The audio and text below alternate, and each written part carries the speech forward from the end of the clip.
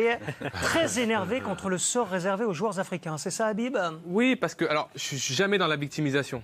Pas du tout par rapport à ça. C'est juste que lorsque je vois ce classement, on se rend compte que ce qui se passe de la 5e à la 30e place n'a pas réellement d'intérêt et de valeur. Lorsque je vois que Sadio Mané, qui a quand même été assez éblouissant avec Liverpool l'année dernière... Vous l'auriez mis dans les 10? Je l'aurais mis déjà devant des joueurs comme Sergio Aguero, je l'aurais mis devant Kevin De Bruyne. Il a mis 10 buts en Ligue des Champions. Il a marqué en finale de Ligue des Champions. Il a été extraordinaire. Ça a été le deuxième meilleur joueur de Liverpool derrière Mohamed Salah. Lorsque je vois Mohamed Salah, par exemple, et que je le compare à Lionel Messi, sur la valeur intrinsèque, Lionel Messi est le meilleur joueur du monde, l'un des meilleurs joueurs du monde.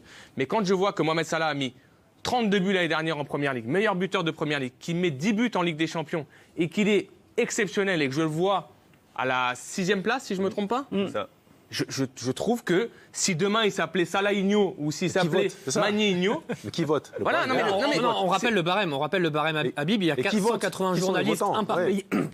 Pardon, 180 journalistes, un par pays, qui ont voté. Le barème, ils votaient à chaque fois pour leur top 5, avec 6 points pour le premier, 4 pour le deuxième, 3 pour le troisième, 2 pour le quatrième et 1 pour le dernier. C'est comme ça ensuite qu'on accumule les points. Comme le disait Didier, c'est très subjectif. On en revient toujours au même problème, les critères. Voilà. Les critères, c'est quoi les critères? Ça part dans tous les sens. Vous pouvez faire ce que vous voulez avec ce vote. Donc il y a souvent eu un manque de reconnaissance, il faut le dire. Et j'appuie sur quelque chose qu'on en a parlé, mais rappelez-vous de Samuel Eto'o, qui ne gagne pas le Ballon d'Or, alors qu'il avait fait une saison extraordinaire. Premier Ballon d'Or en 95, c'est arrivé. Quand on a ouvert. Mais rappelez-vous aussi du classement d'un Drogba, par exemple, d'un Yaya Touré.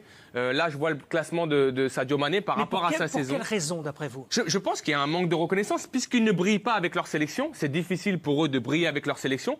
Peut-être qu'il manque justement d'aura par rapport à ce niveau international. Pour le coup, Salah aurait pu espérer mieux s'il avait été en meilleure forme, je pense, parce qu'il est allé à la Coupe du Monde, j'allais dire, pas sur une jambe, mais sur un bras.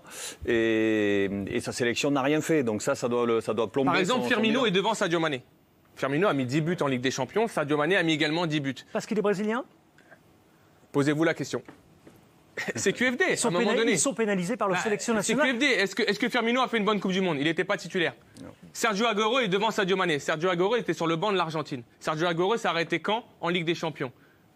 Quel championnat il a fait l'année dernière, Sergio Aguero, avec Manchester City? Je pense que Sadio Mané fait une bien meilleure saison. Sergio Aguero est 16e, Sadio Mané est 23e. C'est juste la question que je me pose. Mais en même temps, je ne me fais pas d'illusions. Je pense qu'à partir de la 5e ou la 6e place... Ça se joue surtout à chaque fois à 2-3 points. Ce classement du Ballon d'Or ne veut plus rien dire. Voilà, c'est ce que je pense.